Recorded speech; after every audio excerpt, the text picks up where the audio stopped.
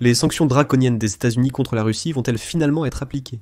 Le fait est qu'au Congrès des États-Unis d'Amérique, absolument tout le monde est déjà d'accord sur la nécessité d'adopter ce fameux projet de loi sur les sanctions contre la Russie, qui a été annoncé la veille. Lindsey Graham. Le fait est qu'aujourd'hui, l'allié clé de Donald Trump à la Chambre des représentants a déjà soutenu le projet de loi sur les sanctions infernales contre la Fédération de Russie. Le républicain Mike Johnson préside la Chambre des représentants du Congrès et décide quel projet de loi peut être soumis au vote et lequel ne le peut pas.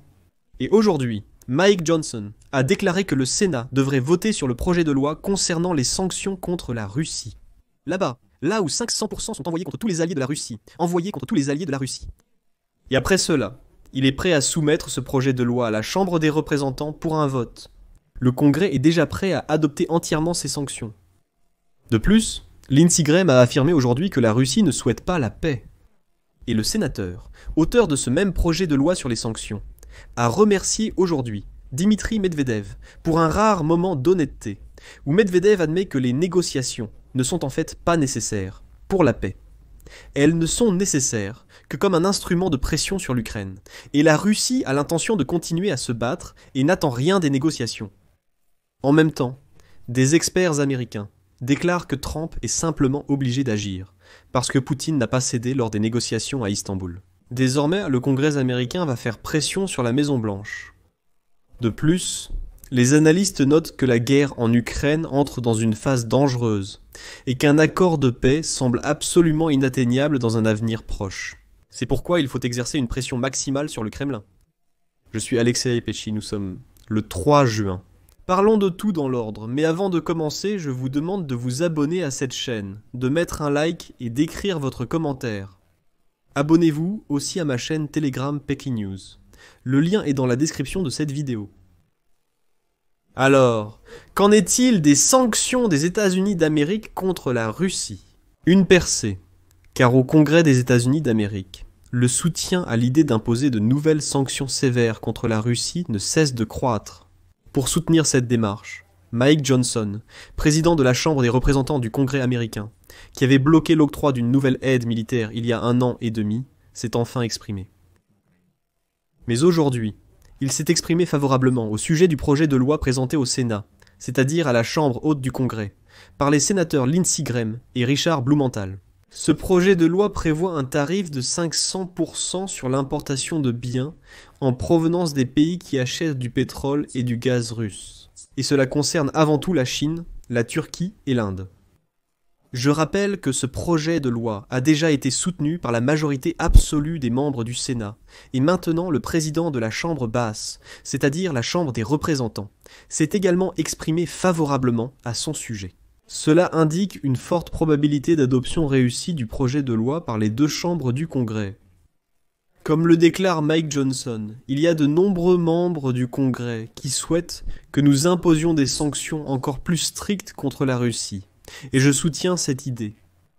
Et ici, je rappelle qu'au début du mois d'avril, le sénateur du Congrès américain, Lindsey Graham, a présenté un projet de loi selon lequel les États-Unis imposerait un droit de douane de 500% sur tous les produits importés en Amérique depuis les pays acheteurs de pétrole et de gaz russe. Puisqu'un tel tarif équivaut pratiquement à une interdiction d'exporter quoi que ce soit vers les États-Unis. On s'attend à ce qu'après l'adoption de la loi, aucun pays au monde ne veuille acheter des ressources énergétiques russes afin de ne pas perdre l'accès au marché américain.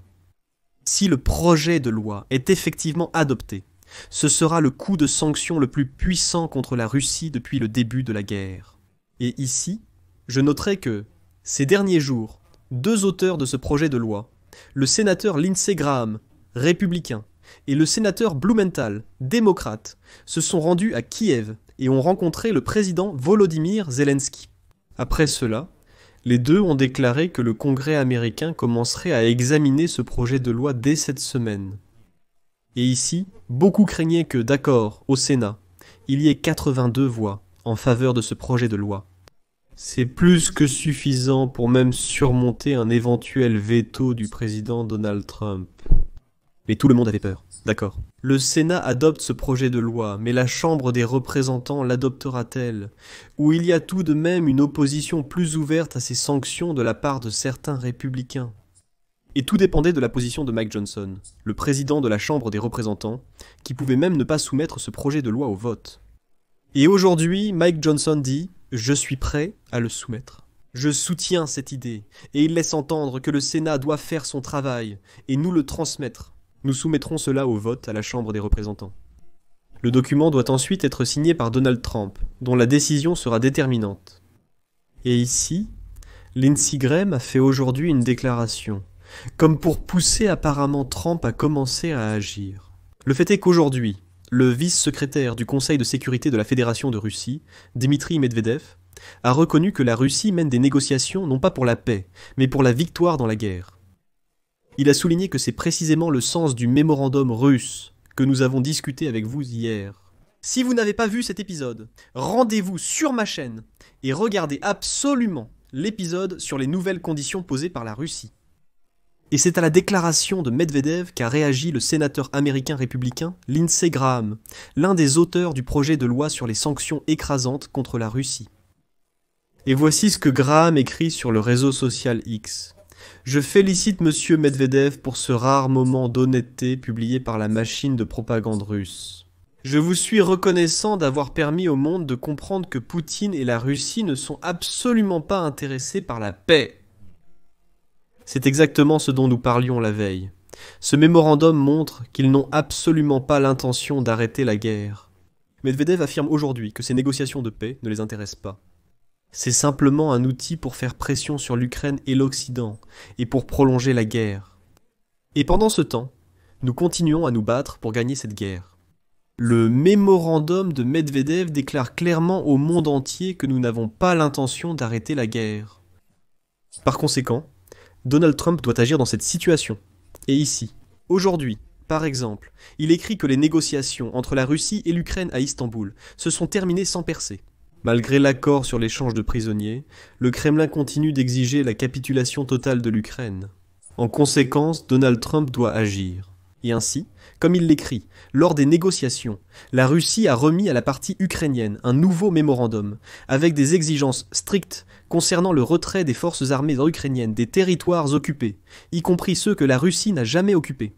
Le refus d'adhérer à l'OTAN et à toute alliance militaire, la démilitarisation totale et l'interdiction du déploiement de troupes étrangères, ainsi que le refus de payer des réparations. Les autorités ukrainiennes rejettent catégoriquement ces conditions. Le Kremlin insiste également sur la levée des sanctions, le refus des réparations et le rétablissement complet des relations diplomatiques et économiques avec l'Ukraine. Tout cela sans concession réelle de la part de Moscou. Ces positions maximalistes de Vladimir Poutine ont porté un coup à l'image de Donald Trump, le président des États-Unis, qui promeut activement sa stratégie de paix rapide en Ukraine comme promesse clé pour son second mandat, a exprimé sa colère. Selon lui, Vladimir Poutine a perdu la raison suite aux récentes attaques massives contre les villes ukrainiennes. Sur fond d'échec des négociations d'Istanbul, une initiative visant de nouvelles sanctions dévastatrices contre la Russie prend de l'ampleur au Congrès américain. Et voici l'un de ses auteurs, le sénateur Richard Blumenthal, qui a publiquement accusé le Kremlin d'avoir tenté de duper Donald Trump et l'Amérique. La situation pose un sérieux défi à Donald Trump. Va-t-il continuer à insister sur les négociations ou recourra-t-il à des mesures plus fermes, notamment en augmentant l'aide militaire à Kiev, à Washington? On admet que la guerre en Ukraine influence de plus en plus les perspectives politiques de Donald Trump. Le fait que Vladimir Poutine ait de nouveau répondu de manière intransigeante aux appels à la paix pourrait désormais pousser Donald Trump à enfin agir. Eh bien, à propos de la guerre en Ukraine, il ajoute aussi que la guerre entre dans une phase dangereuse et qu'un accord de paix semble absolument hors de portée. Il paraît que les deux parties semblent déterminées à l'escalade et personne n'a l'intention de faire de concessions. Et comme si l'attaque de l'Ukraine contre les aérodromes militaires russes le 1er juin signalait que cette guerre, qui s'est depuis longtemps enlisée, entre dans une nouvelle phase dangereuse. Mais ici, la publication rappelle de ne pas confondre les choses, car la Russie va maintenant riposter d'une façon ou d'une autre. Je le répète encore une fois, je l'ai déjà dit à de nombreuses reprises, toute frappe de la Russie sur le territoire de l'Ukraine n'est pas une réaction de riposte. C'est la Russie qui a commencé l'agression contre l'Ukraine. Donc toutes les actions de l'Ukraine sont des réponses à cette agression. Mais la Russie est la source première de cette guerre. La Russie est l'agresseur.